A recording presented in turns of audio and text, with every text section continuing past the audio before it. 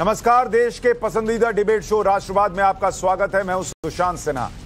राष्ट्रवाद यानी देश से बढ़कर कुछ नहीं। और आज जब बात देश की, तो राष्ट्रपति चुनाव की भी चर्चा करूंगा और इसका 2024 के लिए क्या मतलब है वो भी आपके सामने लेकर आऊंगा, क्योंकि ये कमोबेश क्लियर था कि मोदी की कैंडिडेट, पीएम मोदी की कैंडिडेट या कह लीजिए एनडीए की कैंडिडेट द्रौपदी मुर्मू राष्ट्रपति चुनाव में जीत जाएंगे। लेकिन मार्जिन देश की संसद में इतना बड़ा होगा, यह जरूर आश्चर्य लोगों को दे रहा है। मुर्मू की जीत की औपचारिकता का ऐलान बाकी है। जैसे ही काउंटिंग पूरी होगी, द्रौपदी मुर्मू देश की 15वीं राष्ट्रपति है। द्रौपदी मुर्मू की जीत का जश्न एनडीए 2 दिन पहले से ही मना रहा है। बेहद स्वाभाविक भी है, जबकि विपक्ष के खेमे में मातमी सन्नाटा है। विपक्ष ने पहले अंतरात्मा की आवाज की कॉल दी, फिर 2 विचारधाराओं की लड़ाई बताया, फिर धांधली तक के आरोप लगाने की बात सामने आई।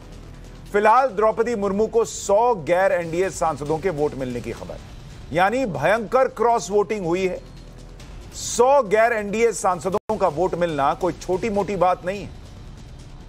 ऐसे समय में जब देश की पूरी राजनीति मोदी के पक्ष में या मोदी के विरोध के नाम पर हो रही हो, संसद के वोटों का जो आंकड़ा आया है वो आपके सामने रख रहा हूं। द्रौपदी मुर्मू को 540 सांसदों ने वोट दिया है, जबकि यशवंत सिन्हा को 208 सांसदों के वोट मिले।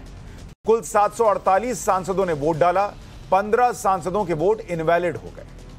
नतीजों का एनालिसिस करें तो पता चलता है कि द्रौपदी मुर्मू हर सेगमेंट में विपक्ष के कैंडिडेट यशवंत सिन्हा पर भारी पड़ी। सांसदों का वोट का नंबर आ गया है, विधायकों का आ रहा है, लेकिन वोटिंग पैटर्न में वो भी पहले से क्लियर है। मतलब यह साफ है कि ये देखते हुए कि एनडीए के पास जीत का नंबर है, देश में राष्ट्रपति पद में विपक्ष ने अपने उम्मीदवार को फिर भी उतारा, लेकिन विपक्ष अपनी एकता ही बनाकर नहीं रख पाया। विपक्ष की एकता ताश के पत्तों की तरह भरभरा गई। यह कैसे हुआ वो आपको जरा समझा देता हूं। कौन कौन विपक्ष में था लेकिन राष्ट्रपति पद पर मोदी के कैंडिडेट के लिए खुलकर सामने आ गया, वो आपके सामने स्क्रीन पर रख रहा हूं। आप देखिए, झारखंड के जेएमएम ने द्रौपदी मुर्मू के लिए वोट कर दिया, शिवसेना ने कर दिया, नवीन पटनायक की पार्टी ने वोट कर दिया, वाईएसआर कांग्रेस ने वोट कर दिया, राजभर साहब जो कि नाराज चल रहे थे चुनाव से पहले बीजेपी से, उन्होंने कर दिया, उनकी पार्टी ने कर दिया, और शिवपाल यादव तक ने कर दिया। जब देश की पूरी राजनीति मोदी के साथ या मोदी के खिलाफ पर आकर टिकी है, फिर द्रौपदी मुर्मू को 100 गैर एनडीए सांसदों ने कैसे वोट किया? यह सवाल तो पूछा जाएगा। आप कह सकते हैं कि राष्ट्रपति के लिए कुछ दलों ने अंतरात्मा वाली कॉल ली। द्रौपदी मुर्मू का आदिवासी समाज से आना उनके फेवर में गया। महिला कैंडिडेट का होना भी थोड़ा बहुत उनके पक्ष में रहा। पूर्वी भारत से कैंडिडेट होने का फायदा हुआ। लेकिन एक बात यह भी आपको बता दूं कि राजनीति में समर्थन का बहाना खोजा जाता है, समर्थन नहीं करने का भी बहाना ढूंढा जाता है। 100 गैर एनडीए सांसदों ने मोदी के साथ जाने का बहाना खोजा। 5 से अधिक गैर एनडीए दलों ने मोदी के साथ रहने का बहाना ढूंढा। कुछ तो खुलेआम सामने आ गए, डंके की चोट पर कह दिया कि हमने क्रॉस वोटिंग की है, जैसे अखिलेश यादव के चचा शिवपाल जी ने, जैसे ओडिशा से कांग्रेस विधायक मोहम्मद मोकीम ने। ऐसे बहुत से लोग हैं जिनके बारे में ऐसी खबरें आई। असम में तो खबर आई कि 20 से अधिक क्रॉस वोटिंग हुई है। मैं कुछ और लोगों के नाम जो मीडिया रिपोर्ट्स में सामने आए हैं वो भी दिखा देता हूं। कंधाल एस जडेजा गुजरात से एनसीपी के विधायक है, इन्होंने भी क्रॉस वोटिंग की बताया जा रहा है। मोहम्मद मुकीम का नाम आपको बताया ही पहले। सुखराम राठवा गुजरात से ही हैं, कांग्रेस से ही हैं, उन्होंने भी द्रौपदी मुर्मू के लिए वोट किया। करीमुद्दीन बार भुइया जो असम से हैं, बदरुद्दीन की पार्टी से हैं, उन्होंने भी मोदी के कैंडिडेट को वोट दे दिया। शहजुल इस्लाम समाजवादी पार्टी से हैं, उन्होंने भी ममता अखिलेश के कैंडिडेट को नहीं बल्कि मोदी और एनडीए के कैंडिडेट को वोट दिया। ओपी राजभर जो मोदी योगी को कोसते नहीं थकते थे, उन्होंने एनडीए के कैंडिडेट को वोट कर दिया। मनप्रीत सिंह अयाली जो शिरोमणि अकाली दल वाले हैं, उन्होंने भी द्रौपदी मुर्मू के लिए वोट कर दिया। अब कुछ लोग जैसे झारखंड में जेएमएम कह रही है कि भाई आदिवासी कैंडिडेट थी इसलिए हमने वोट कर दिया, वहां तो आदिवासी वोट बैंक है, चलिए समझ में आता है। राजभर साहब कौन सी बात के लिए वोट कर रहे हैं, या दूसरे कुछ ऐसे लोग किस बात के लिए वोट कर रहे थे जिनके राज्यों में या गुजरात में कोई ऐसी बहुत बड़ी आबादी तो है नहीं आदिवासियों की कि वहां पर प्रभाव पड़ जाता है। जाहिर है ये सब बीजेपी के लिए मुंह मांगी खुशखबरी जैसी। इसलिए क्या नड्डा क्या पीएम, सबके लिए इस जीत का जश्न बड़ा हो गया। पीएम नरेंद्र मोदी खुद द्रौपदी मुर्मू के घर पहुंचे, जेपी नड्डा थोड़ी देर में रैली करने वाले। अब फैक्ट तो आपके सामने रख दिए, दूध का दूध पानी का पानी कर दिया। एक चीज और जो इस पूरे मामले में आपको जाननी चाहिए, खासकर तब जब हम आपके सामने ये कह रहे हैं कि इस चुनाव का बड़ा असर 2024 पर पड़ने वाला है।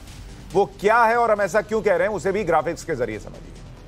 मोदी शाह की जोड़ी ने द्रौपदी मुर्मू को लेकर एक तीर से 3 पॉलिटिकल निशाने साधे। द्रौपदी जी जिस समुदाय से आती हैं उसकी कुल जनसंख्या देश में करीब 10.5 करोड़ की है। अनुसूचित जनजाति की बात कर रहा हूं। इस वर्ग के लिए जो आरक्षित सीटें हैं वो 47 हैं और करीब 100 लोकसभा सीटों पर इनका सीधा इफेक्ट है। मतलब दोनों को जोड़ दें तो नंबर ऑफ सीट्स 147 तक पहुंच जाती है। हालांकि इसमें से ज्यादातर सीटें फिलहाल बीजेपी के पास ही हैं, लेकिन तीसरी बार अगर बीजेपी एक नई वजह से इन सीटों को रिटेन करती है तो फिर रिजल्ट क्या होगा आप अंदाजा लगा सकते हैं। ऐसे में 2024 के लिए क्या विपक्ष के पास कोई रणनीति नहीं है? विपक्ष लगातार सरेंडर करता जा रहा है। क्या राष्ट्रपति चुनाव में मोदी की रणनीति में विपक्ष फंस गया? क्या आज भी मोदी सपोर्ट मोदी विरोध की राजनीति का अनुपात 62-38 का है? राष्ट्रपति चुनाव में जीत मोदी का 2024 में फिर से पीएम बनना तय करेगा क्या? क्या विपक्ष के पास मोदी को रोकने का कोई प्लान ही नहीं है? इस पर चर्चा करूंगा। हमारे साथ हर्षवर्धन त्रिपाठी जुड़ रहे हैं, वरिष्ठ पत्रकार, शांतनु गुप्ता राजनीतिक विश्लेषक जुड़ रहे हैं, संजय सरकार राजनीतिक विश्लेषक हमारे साथ हैं और दुष्यंत नागर राजनीतिक विश्लेषक हमारे साथ जुड़ रहे हैं। आप सभी का बहुत स्वागत है राष्ट्रवाद में। संजय सरकार जी, क्या विपक्ष के पास नरेंद्र मोदी, बीजेपी, उसकी स्ट्रैटेजी को मात देने के लिए कोई काउंटर स्ट्रैटेजी है या नहीं है? और ये 100 गैर एनडीए सांसदों का भी द्रौपदी मुर्मू के पक्ष में वोट कर देना, ये क्या दिखा रहा है? देखिए, मैं आपसे एक चीज बताना चाहता हूं। सबसे पहले देखिए, हिंदुस्तान में जब तक नरेंद्र मोदी रहेंगे तब तक लोकतंत्र में चुनाव का कोई उम्मीद नहीं है। मैं आपको अरुणाचल के सबसे बड़े अभी पंचायत चुनाव हुआ जहां पर विदाउट कॉन्टेस्टिंग में 80% सीट में भारतीय जनता पार्टी जीत गया। इसको पहले त्रिपुरा में 90% में विदाउट कॉन्टेस्टिंग में जीत गया है। विदाउट कॉन्टेस्ट में किसी को चुनाव में खड़ा होने नहीं दिया है।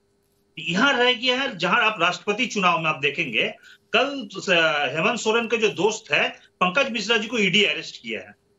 उनको बोल रहे हैं तुम छोड़ के आओ, तुम सरकार बनाओ। अब महाराष्ट्र में आप खेल तो देख चुके हैं। भारतीय जनता पार्टी का भी मेन काम करने जा रहा है सीबीआई, ईडी। इसके अलावा उसको पास कुछ है ही नहीं है। क्यों नहीं है? मैं आपको इसका कारण बताता हूं। सबको डर दिखा के, भय दिखा के ये सत्ता हासिल करने चाहता है। रह गया चुनाव। अगर लोकतंत्र में सही तरफ चुनाव होते हैं, अगर बैलेट से चुनाव करते हैं, मैं दावा के साथ कह सकता हूं हिंदुस्तान में नरेंद्र मोदी को सरकार को 7 सीट नहीं मिलेंगे। अगर बैलेट में चुनाव होता है, अगर ये होता है, मैं आपको लिख देता, चुनाव में जीतेंगे नहीं भारतीय जनता पार्टी।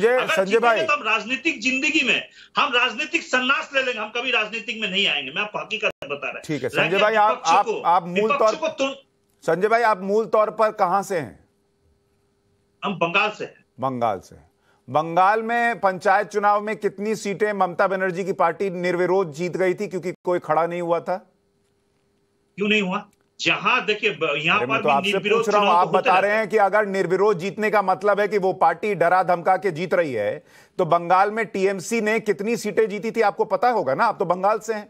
नहीं, बंगाल में भारतीय जनता पार्टी देखिए इतना इनको कोई संगठन है ही नहीं। 78,903 वोट है। जहां पर इस पर संगठन का वहां कैंडिडेट नहीं था। लेफ्ट का संगठन नहीं है, कांग्रेस का संगठन नहीं है बंगाल के अंदर। कैंडिडेट दे देंगे। लेफ्ट का संगठन नहीं है, कांग्रेस का भी संगठन नहीं है जो बंगाल में पॉलिटिक्स करती रही। 34 साल लेफ्ट ने राज किया, उनका भी संगठन नहीं था, फिर भी टीएमसी के कैंडिडेट निर्विरोध जीत गए। कैसे? भारतीय जनता पार्टी का यहाँ जो कार्यकर्ता जो है, अच्छा, ये इतना ठीक है, शर्माए हुए हैं। दूसरी बात, नरेंद्र मोदी इतना धोखाबाजी किया है संजय भाई, इतना ज्यादा। नहीं, मैं बस आपको याद दिला रहा था, आपके लॉजिक पे आपको बस याद दिलाया। एक और छोटी सी बात याद दिला दूं, फिर दूसरे मेहमानों पर जाऊंगा। उम्मीदवार खड़ा नहीं होना। संजय भाई, बैलेट पेपर से अगर चुनाव होंगे तो नरेंद्र मोदी की पार्टी को 7 सीट नहीं आएगी। ठीक, अब मैं आपको 2 चीज याद दिलाता हूं। पहला, राष्ट्रपति चुनाव में बैलेट से ही वोट पड़ा है सर, ईवीएम से वोट नहीं पड़ा है।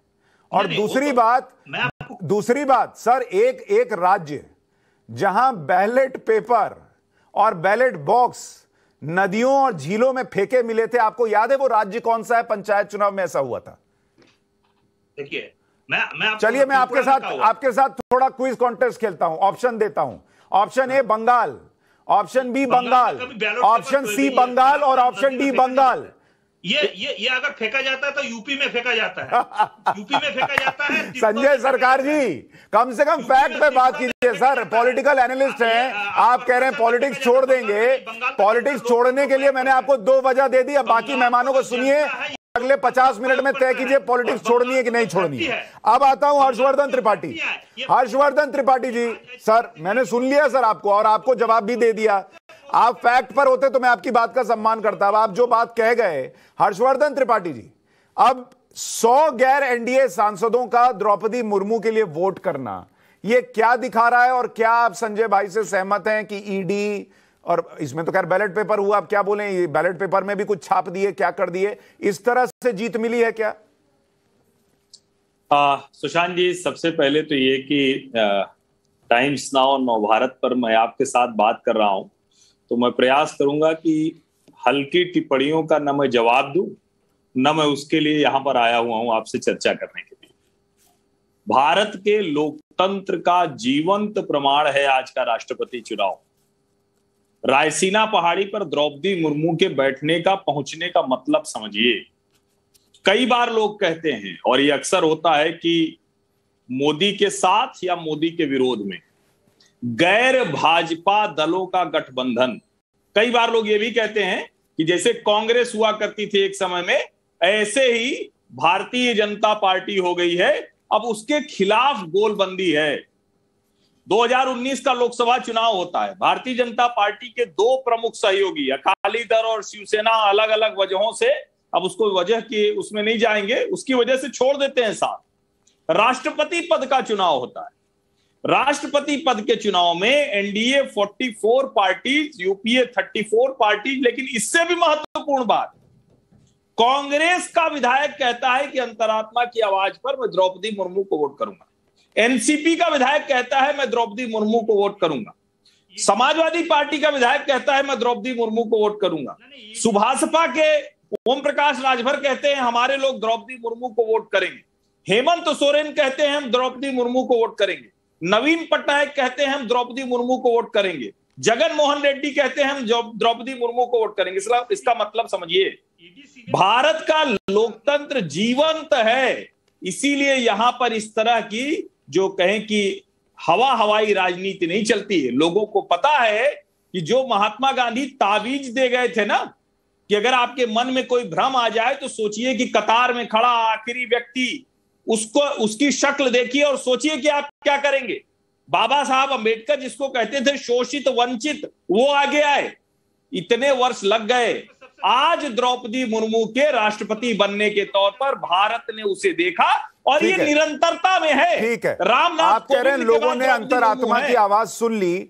दुष्यंत नागर साहब, अब मुझे आपसे तो ये उम्मीद नहीं है कि आप भी बैलेट, ईवीएम और ये सब में घुसेंगे और ईडी फीडी में जाएंगे, लेकिन मैं आपसे ये बड़ा सीरियस एनालिसिस चाहता हूं कि पब्लिक जो है वो अंतरात्मा की आवाज सुन सुनकर नरेंद्र मोदी को वोट करे और वो 2014 और 19 में जीत जाएं, ये एनालिसिस तो हो सकता है, लेकिन गैर एनडीए सांसद भी अंतरात्मा की आवाज अगर सुनने बैठे तो वो एनडीए कैंडिडेट को वोट कर दें। ये अंतरात्मा की आवाज से मोदी ही क्यों निकल रहा है, कुछ और क्यों नहीं निकल पा रहा? विपक्ष के लोगों का नाम क्यों नहीं निकल पा रहा?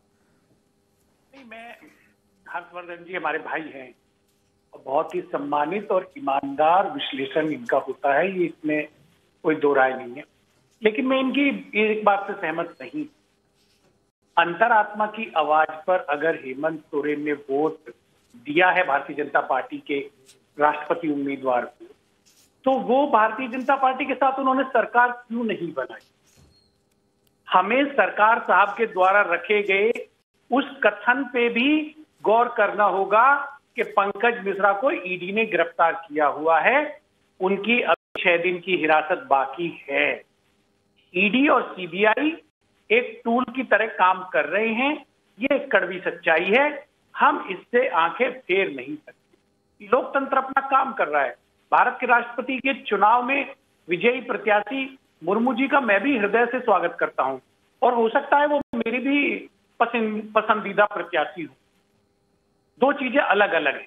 ठीक है दुष्यंत भाई, छोटा सा एक प्रश्न बस बीच में डाल दे रहा हूं।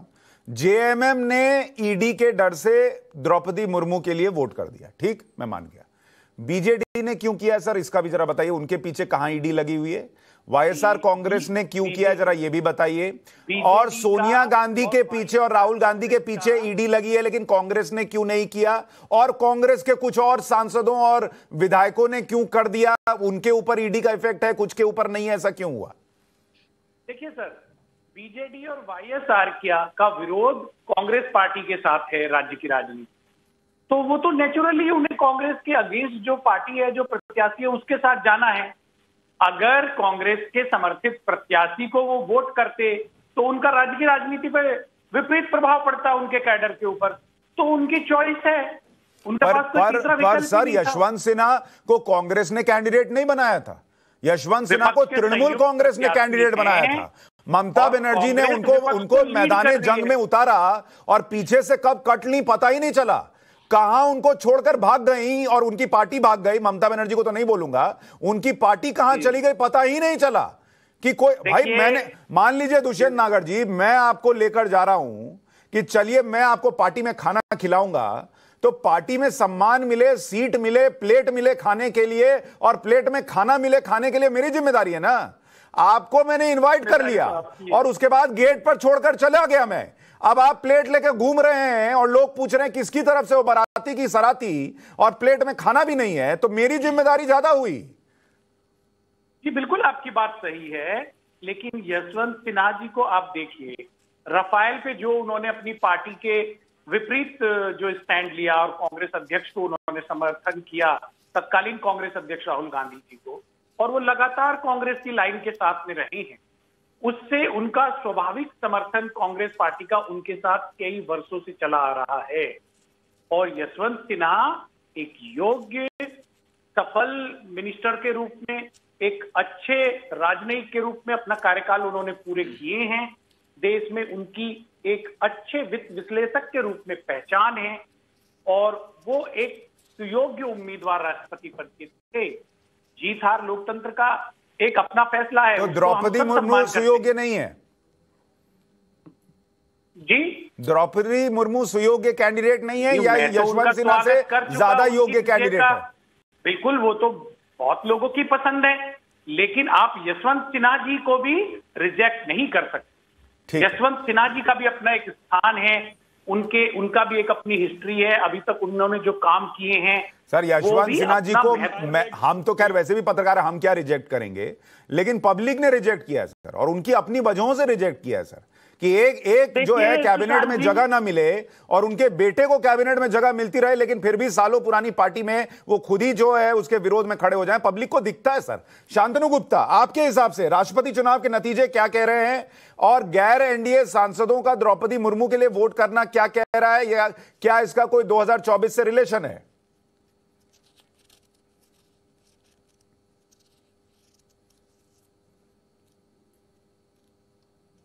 शांतनु गुप्ता का फ्रेम चला गया है, जैसे ही आएंगे मैं उनसे रिएक्शन ले लूंगा। मैं संजय सरकार, आप कुछ बोलना चाह रहे हैं? नहीं, अंतरात्मा को जो आप बात बोल रहे हैं ना यहाँ पर,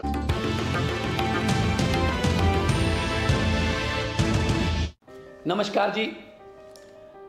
जब भी हम पंजाब में चुनाव प्रचार करने जाते थे गांव-गांव में, तो मेरे पास लोग आते थे बहुत लंबे लंबे बड़े बड़े बिजली के बिल लेकर, कि जी हमारा बिल इतना आ गया, 55,000, 60,000 से ज़्यादा। तो मैं पूछता था कितने लोड है? एक बल्ब है जी, एक पंखा है, बस इतना कैसे आ सकता है? लोग रोने भी लगते थे, भावुक हो जाते थे। मुझे भी अच्छा नहीं लगता था, तो मैंने उनसे वादा किया कि सरकार आने दो, आम आदमी पार्टी की, बिजली फ्री कर देंगे। तो मैं आज खुशखबरी देना चाहता हूँ, 1 जुलाई से 300 यूनिट पर मंथ, 600 यूनिट, क्योंकि 2 महीने का बिल आता है सर, जो सर्कल है 2 महीने का, 600 यूनिट बिल्कुल बिजली फ्री, जीरो बिल आएगा। और 31 दिसंबर से पहले जितने भी बिल आए थे, जो 55,000 वाले, 60,000 वाले, सब माफ। हाँ, कुछ लोग कहते हैं पैसा कहाँ से आएगा, पैसा कहाँ से आएगा? ईमानदार सरकार आ गई है पंजाब में, दिल्ली की तरह। तो अगर नीयत साफ हो, पैसे की कमी नहीं होती है। पैसा भी आएगा और लोगों के टैक्स का पैसा लोगों को किसी न किसी सहूलियत के रूप में वापस भी मिलेगा। मैं यही कहना चाहता हूँ, ऐसे ही समर्थन करते रहिए, ऐसे ही साथ देते रहिए। मैं कोशिश करूँगा कि पंजाब के लोगों की मुश्किलों को कम कर दूँ, पंजाब के लोगों के चूल्हे की आग जो है उसको बचा सकूँ। ये मेरे लिए बहुत खुशकिस्मती वाला काम है। नमस्कार।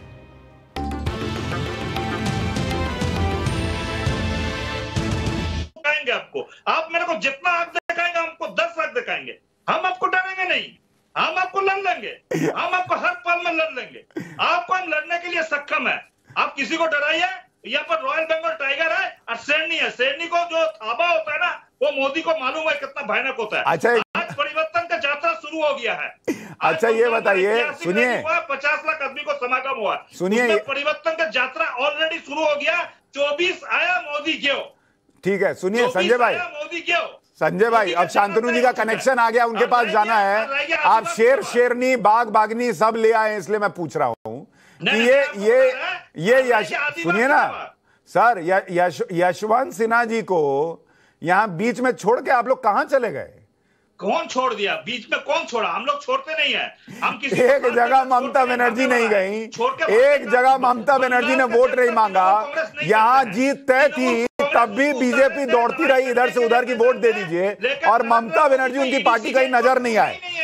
उसको संगठन का देखिए, राइट है ना लेफ्ट है, ईडी सीबीआई है। संजय भाई, आज आपके तर्क जो हैं उस शेर के हैं जो प्लास्टिक की बकरी खा रही है।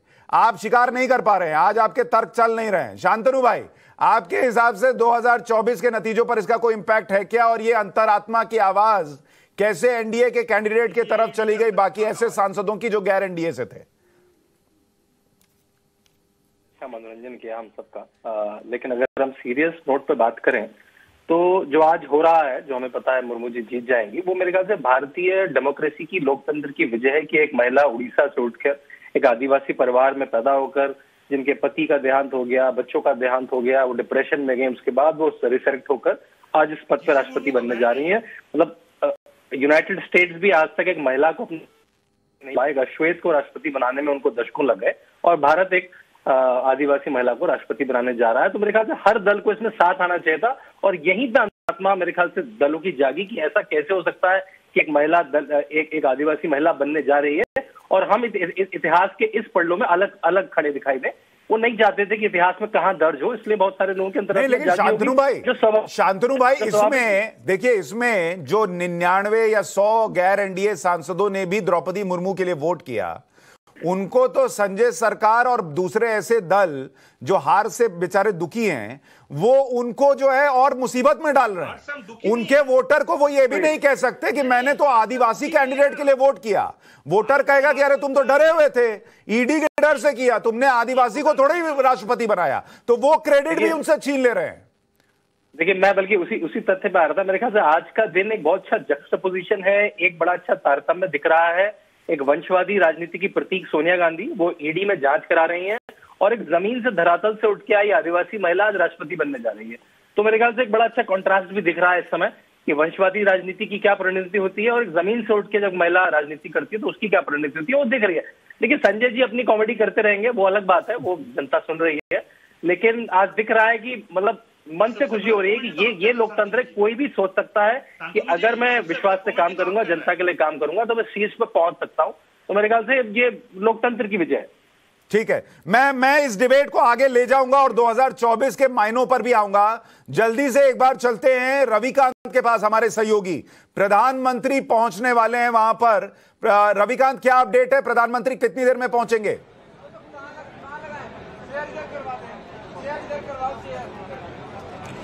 देखिए सुशांत, आपके इस सवाल का जवाब दूं, लेकिन उससे पहले एक पोस्टर को दिखाता हूं, उससे तस्वीर बिल्कुल साफ हो जाएगी। यहाँ पर देखिए मंच बनाया गया है जहां पर एक कुर्सी लगी हुई है, और आप देख सकते हैं उसके ऊपर लिखा हुआ है अभिनंदन नवनिर्वाचित माननीय राष्ट्रपति श्रीमती द्रौपदी मुर्मू। यानी एनडीए और भारतीय जनता पार्टी के लोग ये मानते हैं कि द्रौपदी मुर्मू जो है वो नवनिर्वाचित राष्ट्रपति बन चुकी हैं। हालांकि इसका जो औपचारिक ऐलान होना अभी बाकी है। जैसे ही इस बात का ऐलान कर दिया जाएगा कि नई राष्ट्रपति द्रौपदी मुर्मू बन चुकी हैं, वो चुनाव जीत चुकी हैं, यहाँ पर लगभग सारी तैयारियां पूरी कर ली गई हैं। यहाँ की तस्वीरें आपको दिखाते हैं। ये 4 नंबर बंगला है जो अस्थायी रूप से द्रौपदी मुर्मू को जब वो एनडीए की तरफ से राष्ट्रपति पद की उम्मीदवार बनाई गई, अलॉट किया गया। यहाँ पर प्राइम मिनिस्टर के आने से पहले सारी सिक्योरिटी आपको दिखाई दे रही होगी। और जानकारी ये दी गई है सुशांत की जो कैबिनेट के लोग हैं, जो मंत्री हैं, वो भी एक एक करके Droupadi Murmu gets 809 votes valued at 1,05,299 1,05,299 and Shri Yashwant Sinha gets 329 votes valued at 44,276. If I include the earlier results of Parliament, the grand total so far is 1,886 valid votes valued at 6,73,175, out of which Srimati Draupadi Murmu gets 1,349 votes valued at 483,299. 4,83,299. And Shri Yashwant Sinha gets 537 votes valued at 1,89,876 so far.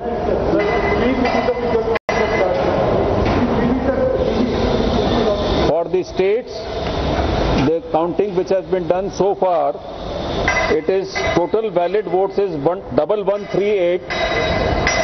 Value of votes is 149,575.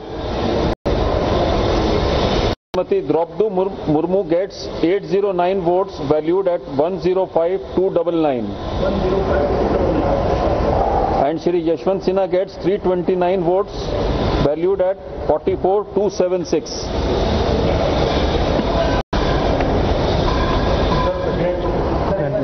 Grand total, the total valid votes 1,886. Value of such votes 673,175.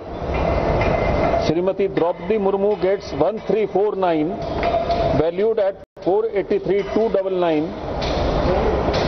483,299.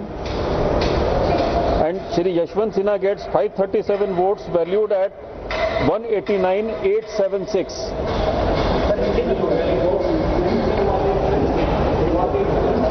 189,876.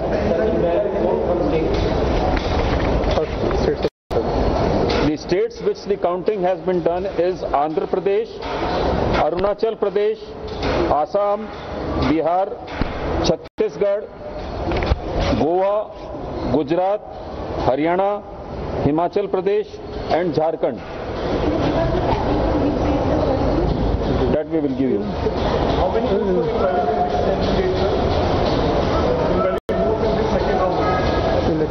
We'll let you know.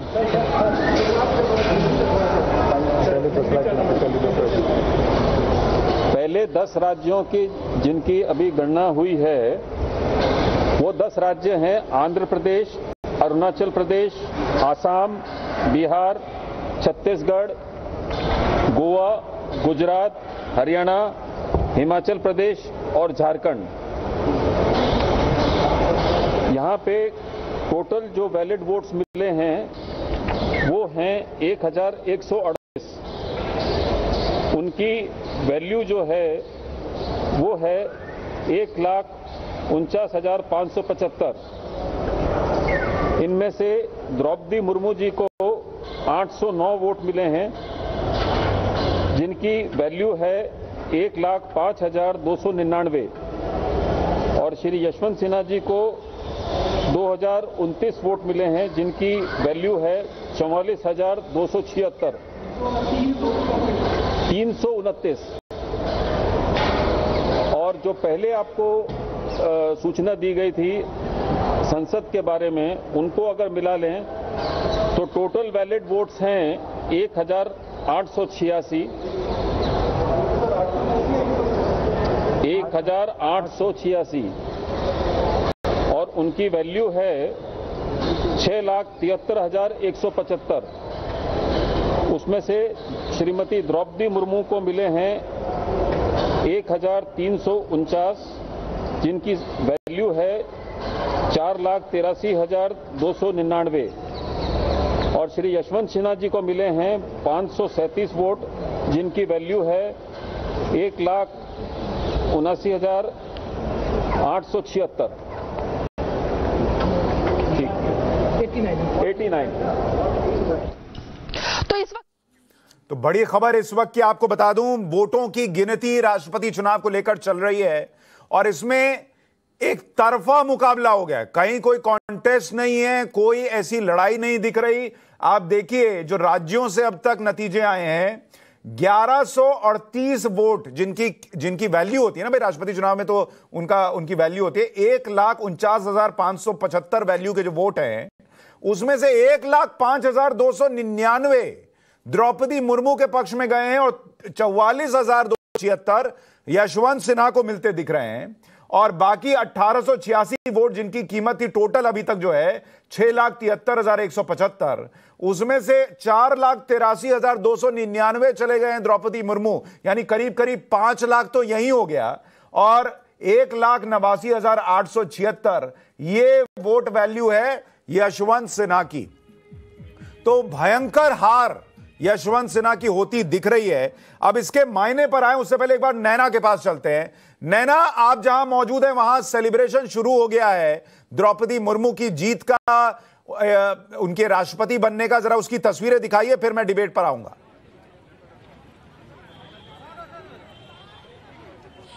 बिल्कुल सुशांत, जब आज सुबह से ही जैसे ही counting शुरू हुई थी, जश्न तो तभी से शुरू हो गया था, या ये कहूं कि जिस दिन नॉमिनेशन दाखिल हुआ था उसी दिन से रायरंगपुरा, जो कि मातृभूमि है द्रौपदी मुर्मू की, जश्न वहां पर ही शुरू हो चुका था। अब तो बल्कि जैसे आपको और हमें इंतजार है, वैसे ही रायरंगपुर के भी लोगों को इंतजार है।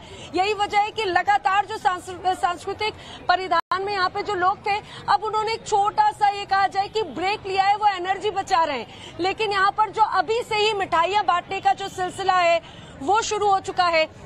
और तस्वीरें, जो विजुअल्स भी आप हमारे दर्शकों नैना, थोड़ा लोगों से बात कीजिए, उनका रिएक्शन क्या है द्रौपदी मुर्मू की जीत पर? होली भी मना ली है, दिवाली भी मना ली। उनका कहना है कि सारे बिल्कुल सुशांत, आज सारे उत्सव एक साथ यहाँ पे मना लिए गए हैं। बस अभी परिणाम आने का इंतजार किया जा रहा है। नहीं, परिणाम तो निकल चुका है, हम लोग जीत चुके हैं। अच्छा, इतना भरोसा है? हाँ, पूरा भरोसा है, बराबर एकदम। अच्छा, ऐसी क्या खासियत आपको लगती है द्रौपदी मुर्मू आप लोगों के लिए क्यों इतनी खास है? वो खास मतलब बहुत ही अच्छा है। जैसे पहले तो एमएलए थे, अब राष्ट्रपति है पूरा इंडिया का, हम लोग का सब गर्व का बात है। देखिए, सब बोल रहे हैं गर्व की बात है और ये चीजें निकल कर आ रही हैं कि उत्साह है, मिठाइयां बट रही हैं, ये बता रही हैं नैना। लोग उत्साहित हैं, द्रौपदी मुर्मू के जो पैतृक गांव है वहां पर वो मौजूद हैं और वहां पर नाच गाना सब शुरू हो चुका है। डिबेट पर एक बार फिर से लौटता है, हमारे साथ तमाम मेहमान बने हुए हैं। हर्षवर्धन जी, मुझे एक बात बताइए, जो हम चर्चा कर रहे हैं कि 2024 के लिए विपक्ष जो है उसकी स्ट्रैटेजी जो है वो लुटी पिटी सी दिख रही है क्या? ये सवाल इसलिए पूछना पड़ रहा है कि आप देखिए ये एक तरफा मुकाबला है और इससे विपक्ष ने हासिल किया यशवंत सिन्हा को उतारकर? क्या विपक्ष ने यह हासिल किया, यह दिखाकर कि हम एकजुट नहीं है, देखो हमारे सांसदों ने, हमारे लोगों ने भी एनडीए कैंडिडेट के लिए वोट कर दिया? क्या विपक्ष ने यह हासिल किया, यह दिखाकर कि देखो हम सिर्फ नरेंद्र मोदी के विरोध के नाम पर, एक आदिवासी महिला देश के सर्वोच्च नागरिक के तौर पर चुनी जा रही थी लेकिन हमने उसका विरोध कर दिया? विपक्ष को हासिल क्या हुआ इससे? बड़ा कठिन प्रश्न पूछ दिया आपने सुशांत जी। विपक्ष को क्या हासिल हुआ, और इसको दूसरी तरह से कहें कि विपक्ष कुछ हासिल करने की मुद्रा में है क्या? विपक्ष कुछ हासिल नहीं करना चाहता है। विपक्ष चाहता है कि किसी तरह से दैव कृपा हो और मोदी का युग खत्म हो राजनीतिक तौर पर, और उसके बाद उनको कुछ न कुछ मिल ही जाएगा। वो इस मुद्रा में आ गए और उनको कोई अपनी लकीर बड़ी करने की अगर चिंता होती तो क्या आपको ये लगता है, आपने ममता बनर्जी का सिर्फ जिक्र किया, क्या आपको लगता है कि कोई भी गंभीर नेता अगर होता, राहुल जी इसी के बीच में तो विदेश गए थे ना, इन चुनावों के बीच में ही राहुल गांधी जी विदेश चले गए थे। और जिसको आपने कहा ना कि एक इंटेंशन होता है कि चलिए भाई, हम कितना भी हो, चुनाव में भी आप उस दरवाजे भी जाते हैं जहां से वोट नहीं मिलना है। यहां तो शिवपाल यादव और ओम प्रकाश राजभर, जो समाजवादी पार्टी के सहयोगी थे, वही कह रहे हैं कि भाई वोट मांगने तक नहीं आए। यशवंत सिन्हा आए तो हमको बुलाया तक नहीं गया। तो विपक्ष कुछ हासिल करने की मुद्रा में नहीं है, वो इस मुद्रा में है कि भाई 5 साल 10 साल, मोदी जी 20 साल ऑफिस में हो गए, कितने साल तक रहेंगे। और देश की जनता को लग रहा है कि ऐसे लोग जो इतने नाकारेपन के साथ राजनीति कर रहे हैं, क्या उनको सत्ता देनी भी चाहिए क्या? मुझे लगता है कि अब वो द्वंद्व लोगों का खत्म हो गया इस राष्ट्रपति चुनाव के साथ। उनको पक्का हो गया कि विपक्ष को कुछ करना नहीं है। 2024 का चित्र बहुत स्पष्ट है। दुष्यंत नागर जी, मुझे एक बात बताइए, पॉलिटिकल एनालिस्ट के तौर पर, और हम लोग भी इतना पॉलिटिक्स कवर करते हैं, मान लीजिए मैं थोड़ी देर के लिए, एक प्रश्न तो मैं पहले भी जब मैंने राष्ट्रपति चुनाव पे चर्चा की थी तो मैंने ये पूछा था कि विपक्ष इतना सोया क्यों रहता है। नरेंद्र मोदी और एनडीए ये सोचकर कि भाई हम एक आदिवासी कैंडिडेट उतारते हैं और हम पॉलिटिक्स में इसका क्या गेन कर सकते हैं, कितनी सीटों पर आदिवासी या उनके समाज का असर है, ये सब कैलकुलेट करके उन्होंने एक कैंडिडेट उतार दिया। और ऐसा कैंडिडेट उतार दिया कि विपक्ष फंस गया और 99-100 सांसदों को वोट करना पड़ गया एनडीए की तरफ। तो यह काम विपक्ष ने क्यों नहीं किया? अगर विपक्ष किसी आदिवासी कैंडिडेट को उतार देता और बीजेपी और एनडीए को दुविधा में डाल देता, ये इतना विपक्ष क्यों नहीं सोच पाता? चलिए थोड़ी देर के लिए माना ये भी नहीं सोचा, लेकिन जब उन्होंने उतार दिया द्रौपदी मुर्मू को, क्या विपक्ष को बैठकर यह कैलकुलेशन नहीं करना चाहिए था कि जेएमएम कैसे झारखंड में होकर, जहां इतना बड़ा आदिवासी वोट है, वो कैसे द्रौपदी मुर्मू के खिलाफ वोट करेगा अगर हम यशवंत सिन्हा को उतारेंगे? कौन कौन जा सकता है, दूसरी तरफ नहीं जा सकता? क्या हम उतारकर ये कुछ गेन करेंगे, नहीं करेंगे? और अगर नहीं करेंगे तो क्यों ना हम इनके साथ ही दिख जाएं? देखिए, जो क्षेत्रीय दल हैं उनसे आप अगर ये उम्मीद करें कि वो केंद्रीय स्तर पर एक प्रमुख विपक्षी की भूमिका निभा सकती हैं, तो ऐसा संभव नहीं। और दूसरा, जैसा कि सरकार साहब ने डिबेट के शुरुआत में ईडी को लेकर कुछ चीजें उठाई, देखिए ईडी के दबाव में वो ही आता है जो कहीं ना कहीं कुछ ना कुछ, जिसने कुछ कोई ब्लैक एंड व्हाइट किया है। तो ये एक कड़वी सच्चाई है। जो रीजनल पार्टियां हैं, उनके कुछ पूर्व मंत्री, उनके कुछ नेता, कहीं ना कहीं उनके हाथ काले हैं। इसलिए जैसे ही उनकी गर्दन तक दुष्यंत भाई मैं दूसरी चीज पूछ रहा हूं। दुष्यंत भाई, मैं ये पूछ रहा हूं कि विपक्ष स्ट्रैटेजी के लिहाज से बैंकरप्ट क्यों है?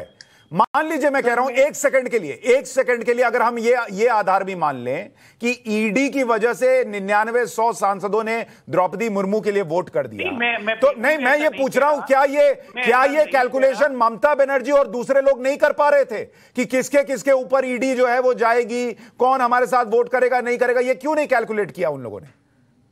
देखिए, विपक्ष में एकजुटता की कमी है। विपक्ष का कोई संयुक्त रणनीति नहीं बन पा रही है। ये एक कड़वी सच्चाई है। जो रीजनल पार्टियां हैं उनके अपने राज्यों में हित हैं, इसलिए वो कांग्रेस के साथ गोलबंद नहीं हो पा रही है। ये विपक्ष के बिखराव के प्रमुख कारण हैं। तो फिर तुम नरेंद्र मोदी को आप 2024 में भी नहीं रोक पाएंगे? तय है? बिल्कुल रोक पाएंगे साहब, ऐसा रोक देंगे कि देखते रह जाएंगे लोग। कैसे रोकेंगे, अब जरा ये भी बताइए। अब वो देखिए, उसका उचित समय पे खुलासा रणनीति का किया जाएगा। अरे राष्ट्रपति चुनाव में खुलासा क्यों नहीं किया भाई? 2024 में खुलासा करेंगे। काम हो रहा है और अच्छी खासी तरीके से रोक दिया जाएगा। शांतनु गुप्ता, एक कोई बहुत भयंकर स्ट्रैटेजी बन गई है दुष्यंत नागर जी के हिसाब से, जो मई 2024 के पहले निकाली जाएगी और वो नरेंद्र मोदी को रोक देगी। उसके पहले ये लोग कहीं यूज नहीं करने वाले। अगले अक्टूबर 2023 में आपको रणनीति का असर दिखना शुरू हो जाएगा। ठीक, अक्टूबर 2023 में वो निकलेगा। अभी उस पर काम चल रहा है। जी बिल्कुल। सुशांत भाई देखिए, आप राष्ट्रपति के लिए कैंडिडेट नहीं खड़ा कर पा रहे हैं, जो उतनी कॉन्टेस्टेड पोजीशन नहीं है। आप शरद पवार से कहते हैं वो मना कर देते हैं, आप फारूक अब्दुल्ला से कहते हैं मना कर देते हैं, आप गोपाल कृष्ण गांधी जो अकेडमिशियन हैं उनसे वो भी मना कर देते हैं। आपको राष्ट्रपति या कैंडिडेट ढूंढना पड़ रहा है। तो जब आप प्रधानमंत्री के लेवल पे आएंगे तो वहां तो जब बंदरबाट हुई थी, जहां मैं देखा था 2019 में, सब लोग साथ में आए थे, हाथ मिलाए थे, फिर एक दूसरे पे गाली गलौज, लोगों ने स्टेट में अपने एक दूसरे के अगेंस्ट में इलेक्शन लड़ा। तो ये महागठबंधन इस समय सबसे सही मौका था। और उपराष्ट्रपति के लिए उनको मार्गरेट एल्बाकतुर्की को कोई कैंडिडेट नहीं मिला, जिन्होंने अपनी किताब में सोनिया गांधी के लिए खास करके लिखा है कि कैसे वो कांग्रेस अच्छे से नहीं चलाती थी, कैसे उनके लिंक सालों में, उसको उन्होंने उपराष्ट्रपति कैंडिडेट बनाया। तो मेरे ख्याल से जैसे हर्ष भाई ने कहा कि विचारों की बैंकरप्सी है, कुछ सोच लिया है, कुछ होगा, भगवान की दुआ हो, लोग भी मंदिर जाने लगे, शायद भगवान की दुआ होगी और किसी तरह से मोदी का शासन खत्म होगा, तब हमें शायद कुछ मिल ही जाएगा अगर हम टंगे रहे तो। मतलब आप कह रहे हैं विपक्ष की हालत ऐसी है कि सूखे वाले इलाके में साबुन लगा लिया है, कुछ ना कुछ तो होगा ही, बारिश होगी और साबुन धुल ही जाएगा। अब धुले ना धुले, बारिश नहीं हो रही है तो क्या है, कुछ देर बाद तौलिया से पोंछ लेंगे लेकिन साबुन तो लगाएंगे, ये वाली हालत है। ऐसा नहीं। संजय सरकार जी, मुझे ये बताइए, आप अब टीएमसी तो विपक्ष की बड़ी पार्टी है, क्या आपको ये जानकारी है कि एक बहुत भयंकर प्लान बन रहा है जो अक्टूबर 2023 में लागू होगा और 2024 में नरेंद्र मोदी को रोक देगा, जिसकी जानकारी दुष्यंत नागर जी को है?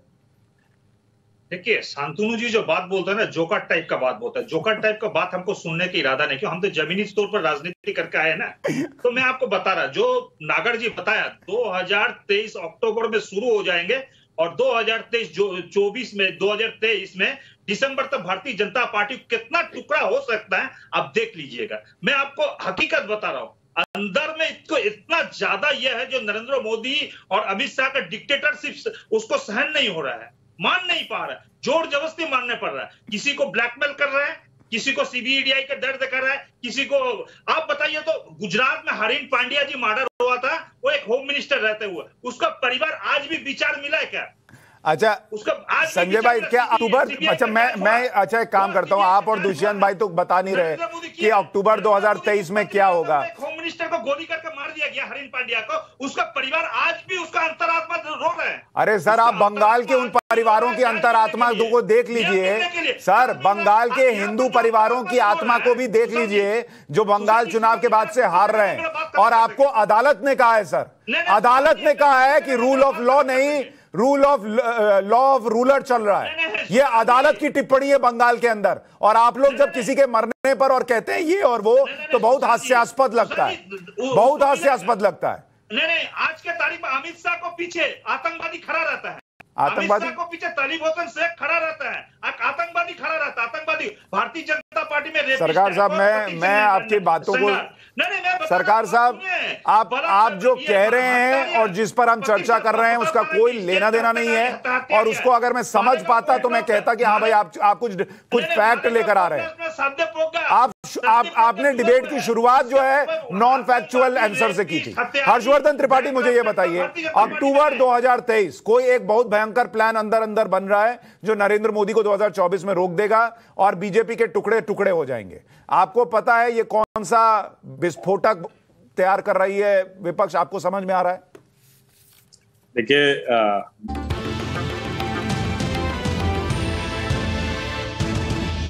नमस्कार जी।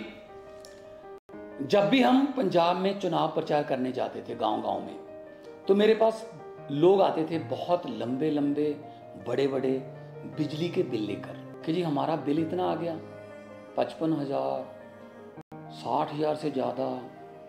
तो मैं पूछता था कितने लोड है, एक बल्ब है जी, एक पंखा है, बस इतना कैसे आ सकता है? लोग रोने भी लगते थे, भावुक हो जाते थे, मुझे भी अच्छा नहीं लगता था। तो मैंने उनसे वादा किया कि सरकार आने दो, आम आदमी पार्टी की, बिजली फ्री कर देंगे। तो मैं आज खुशखबरी देना चाहता हूँ, 1 जुलाई से 300 यूनिट पर मंथ, 600 यूनिट, क्योंकि 2 महीने का बिल आता है सर, जो सर्कल है 2 महीने का, 600 यूनिट बिल्कुल बिजली फ्री है, 0 बिल आएगा। और 31 दिसंबर से पहले जितने भी बिल आए थे, जो 55,000 वाले, 60,000 वाले, सब माफ। हाँ, कुछ लोग कहते हैं पैसा कहाँ से आएगा, पैसा कहाँ से आएगा?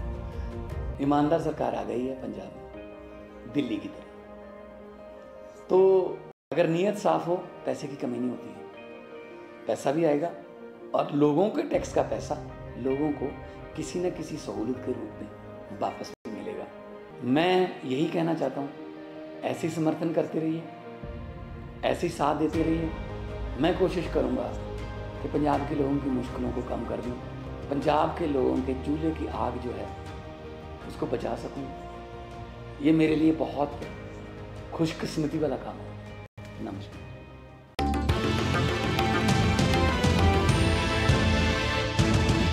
और एक होता है पॉलिटिकल सुसाइड, जो यशवंत सिन्हा जी ने पहले किया था और अब तो पूरी तरह से कर लिया है। सुशांत जी, आपने देखा है दुष्यंत जी, हाँ आप बोलिए। दुष्यंत जी, आप बोलिए। कर्नाटक में, मध्य प्रदेश में राज्य सरकारों को बदला गया, किस प्रकार से विधायकों को पहले गुजरात और फिर आसाम में ले जाके और एक नए दल का गठन करके महाराष्ट्र में सत्ता को बदला गया। तो ये सब कुछ सहज ही नहीं हो रहा है। ये पूरा भारतीय जनता पार्टी का एक ऑपरेशन लोटस चलाने वाली कोर टीम है जिसने इन सरकारों को गिराया है। और बदलाव अगर आप ना देखना चाहें, स्वीकार ना करना चाहें, तो मैं आपके ऊपर दबाव नहीं डाल सकता। आप समाज के सम्मानित व्यक्ति हैं। ठीक है दुष्यंत भाई, लेकिन दुष्यंत भाई आपका खुद का तर्क था। दुष्यंत भाई, इसी डिबेट में अभी 10 मिनट पहले आपने कहा कि ईडी से वही लोग डरते हैं जो करप्ट होते हैं। आपका खुद का बयान है। तो आप ये मान रहे हैं कि इस देश में विपक्ष के अंदर करप्ट लोगों की पूरी भरमार है और बस उसमें जो है वो एक पिन मारना है और बलून फट जाता है। मैं बिल्कुल ये गारंटी से कह रहा हूं, आपके यहां कह रहा हूं। कुछ रीजनल पार्टियां ऐसी हैं जिनके ऊपर करप्शन के चार्जेस हैं, जिनके लीडर कई महीनों तक जेल में रहे हैं, तो निश्चित रूप से उनको कॉम्प्रोमाइज करने के लिए मजबूर किया जा सकता है। ये मैं अपनी बात से पीछे नहीं हट रहा। तो फिर दुष्यंत भाई एक चीज और क्लैरिटी दे दीजिए। मूड बदलते हुए दुष्यंत भाई एक चीज और क्लैरिटी चुनाव में देखा है। दुष्यंत भाई एक क्लैरिटी और दे दीजिए। परिणाम आए हैं कि अक्टूबर 2023 के बाद, मध्य प्रदेश में भारतीय जनता पार्टी अक्टूबर 2023 के बाद ईडी खत्म हो जाएगी कि नरेंद्र मोदी 2024 में हार जाएंगे अगर आपके हिसाब से चले? बात बताइए, मेयर के इलेक्शन का आप देख लीजिए, कितने महापौर भारतीय जनता पार्टी ने जीते हैं, कितने कांग्रेस ने जीते हैं। 2 महापौर कांग्रेस के कितने कम अंतर से हारे। तो आप ये बदलाव है, आप स्वीकार ना करें। हर्षवर्धन जी कहते हैं कि विपक्ष खत्म हो चुका है, तो भैया धन्यवाद है आपको। मैं आपके ऊपर तो कोई अपनी बात को मनवाने का दबाव डाल नहीं सकता, लेकिन ठीक, सच्चाई है। प्रत्यक्षम किम प्रमाणम, प्रत्यक्ष के लिए प्रमाण की जरूरत नहीं है। गलत तरीके से मध्य प्रदेश की सरकार गिरी गई है, गलत तरीके से कर्नाटक की सरकार को गिराया गया है। ये लोकतंत्र के मुंह पे तमाचा है जिस प्रकार से ये घटनाक्रम हुआ है भारत के लोकतंत्र। ठीक है दुष्यंत भाई, मैं अब आपको रोक रहा हूं। एक बार मोहित ओम के पास चलते हैं। बीजेपी मुख्यालय में है जहां पर जश्न मनाया जा रहा है। मोहित ओम, क्या तस्वीरें दिखाइए जरा।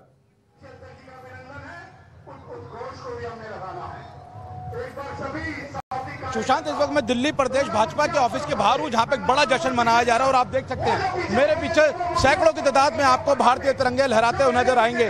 भाजपा के मंच लगाया हुआ है और अभिनंदन किया है नवनिर्वाचित माननीय राष्ट्रपति द्रौपदी मुर्मू का। हालांकि अभी काउंटिंग चल रही है, अभी डिक्लेयर नहीं हुआ है, लेकिन जश्न जो है वो मनना शुरू हो चुका है और मंच पे दिल्ली भाजपा के नेता पहुंच गए हैं। कुछ ही देर में यहाँ पर राष्ट्रीय अध्यक्ष पहुंचने की अनाउंसमेंट हो रही है। अगर आपको दिखाएं, आपको एक दृश्य दिखाते हैं सुशांत, और दृश्य अपने आप में बेहद हैरान करने वाला और बहुत ही रोमांचित करने वाला। सामने देखिए, सामने राष्ट्रपति भवन नजर आ रहा है, जिस राष्ट्रपति भवन में मुर्मू को, द्रौपदी मुर्मू को अब जाना है और उसके नीचे उनके तमाम फोटो नजर आ रही हैं और इस तरीके से फोटो नजर आ रही हैं और सामने राष्ट्रपति भवन दिख रहा है और इसी राष्ट्रपति भवन में अब जो है स्वाति मुर्मू को आना और उसके नीचे हजारों तिरंगे नजर आ रहे हैं उनके स्वागत के लिए और उनकी जीत के जश्न के लिए। आपको एक बार दृश्य दिखाते हैं। दृश्य देखिए, चारों तरफ यहाँ पे सिर्फ भारत के तिरंगे नजर आएंगे, कुछ भाजपा के झंडे जरूर हैं, लेकिन बड़ी संख्या में भाजपा के तिरंगे, देश के तिरंगों के साथ इस वक्त राष्ट्रीय ध्वज के साथ यहाँ पर स्वागत किया जा रहा है नए राष्ट्रपति द्रौपदी मुर्मू का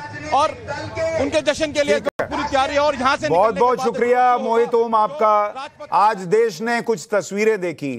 देखिए, मैं बार बार कहता हूं कि पॉलिटिक्स जब आप करते हैं तो मैसेजिंग बड़ी इंपॉर्टेंट होती है। राष्ट्रपति चुनाव की मैसेजिंग तो है ही, लेकिन आज ही एक ही दिन की मैसेजिंग देखिए 2 पार्टियों की। एक पार्टी सड़क पर इसलिए है कि तुमने सोनिया गांधी से सवाल कैसे पूछ लिया ईडी, और दूसरी पार्टी सड़क पर इसलिए है कि इस देश में एक आदिवासी महिला राष्ट्रपति बननी जा रही हैं। उनका इस पद पर पहुंचना सेलिब्रेशन का मौका है। देश के एक पिछड़े तबके से उठकर महिला का उस पद पर पहुंचना जश्न का मौका है। अब लोग तो दोनों देख रहे हैं और लोग दोनों देखकर मन बना भी रहे हैं।